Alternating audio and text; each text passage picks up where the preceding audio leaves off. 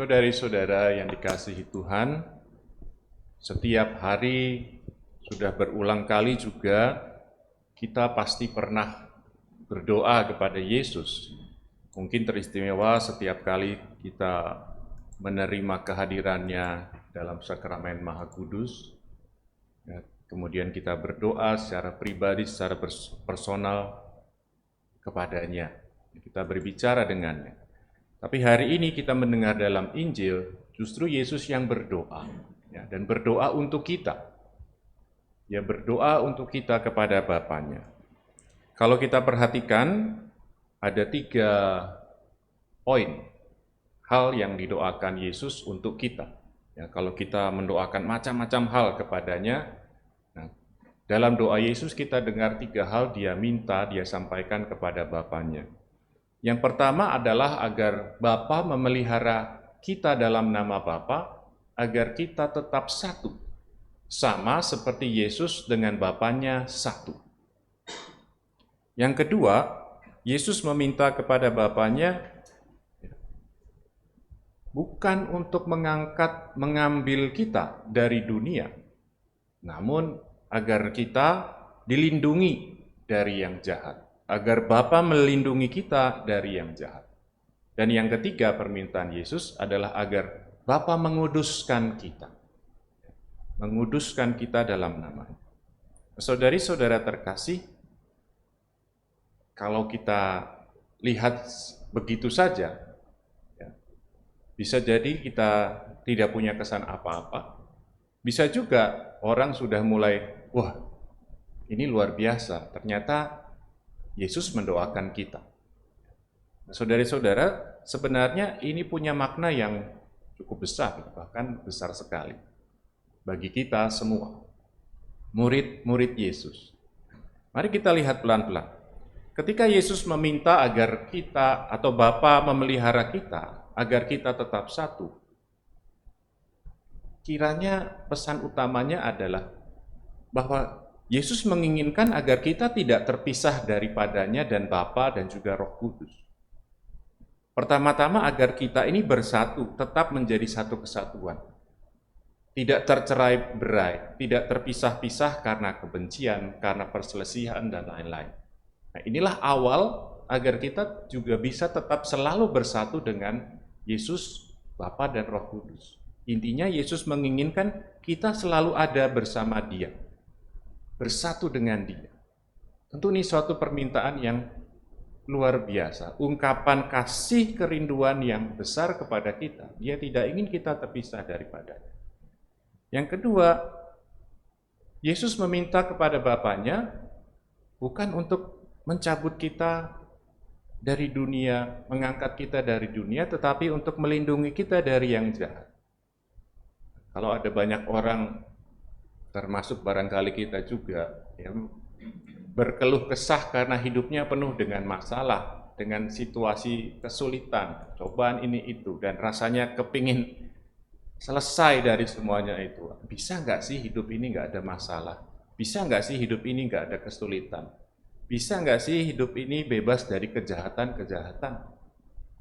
Nah, ternyata memang Yesus mendoakan kita bukan supaya lepas dari semuanya itu, tetapi agar kita dilindungi dalam semuanya. Dan lebih jauh lagi, agar kita menang dalam semuanya itu. Seperti juga Yesus adalah pemenang. Di mata dunia, dia kalah oleh tantangan, oleh kesulitan, oleh ancaman yang dia hadapi, sampai dia akhirnya harus ada di kayu salib.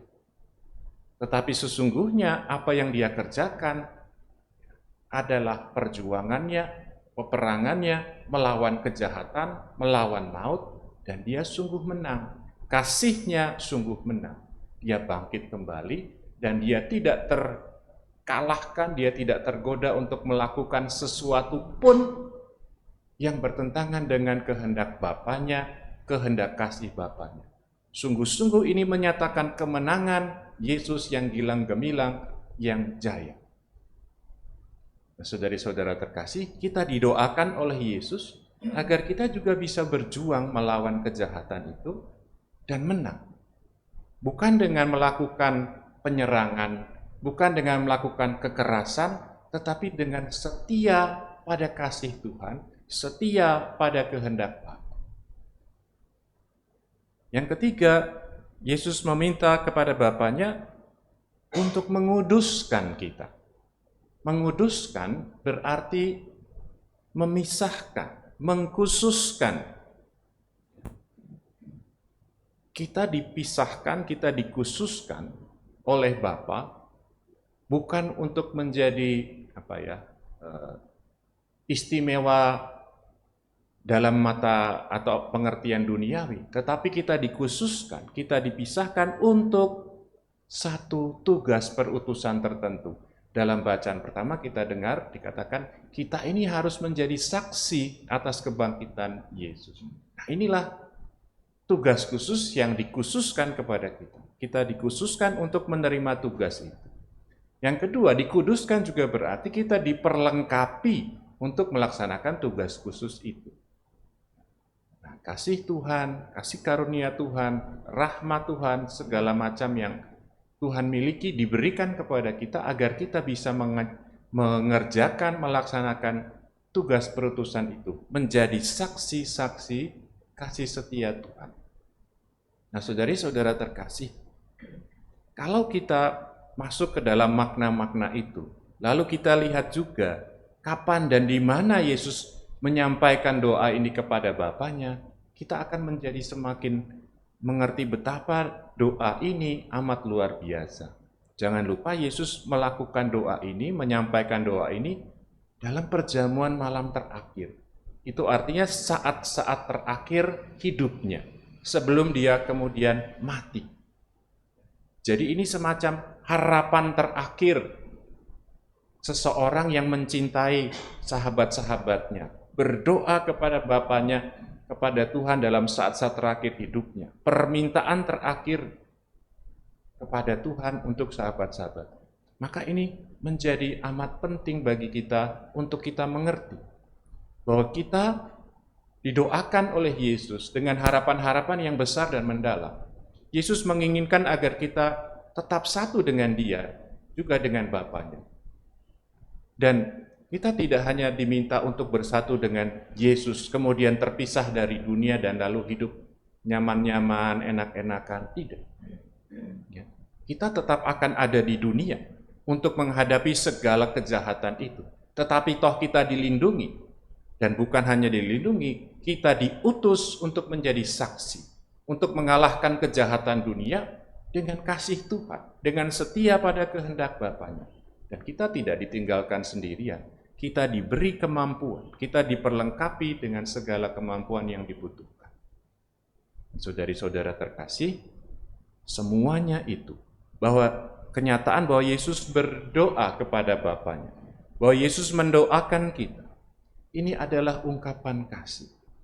Dan kasih inilah yang menjadi barangkali titik terdalam dari sebuah komunikasi. Kalau tidak ada kasih, kiranya juga tidak ada komunikasi, tidak ada relasi. Maka kalau dalam hari ini kita diajak juga untuk merayakan Hari Komunikasi Sedunia, kiranya kita bisa memaknai ini bahwa Yesus sungguh mengasihi kita dan Dia selalu ingin menjalin komunikasi dengan Bapanya, dengan kita, dan bahkan memasukkan kita dalam kesatuan Dia dengan Bapanya. Sungguh-sungguh sebuah ungkapan kasih, sebuah ungkapan komunikasi yang tulus. Maka saudari-saudara terkasih, mari kita juga merenungkan ini dalam-dalam.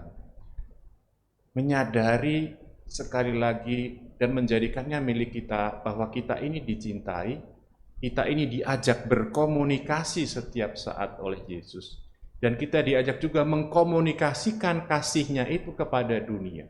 Agar dengan hidup kita, dengan kehadiran kita di dunia, kasih Allah sungguh juga hadir di dunia, dirasakan, dialami oleh orang-orang di sekitar kita.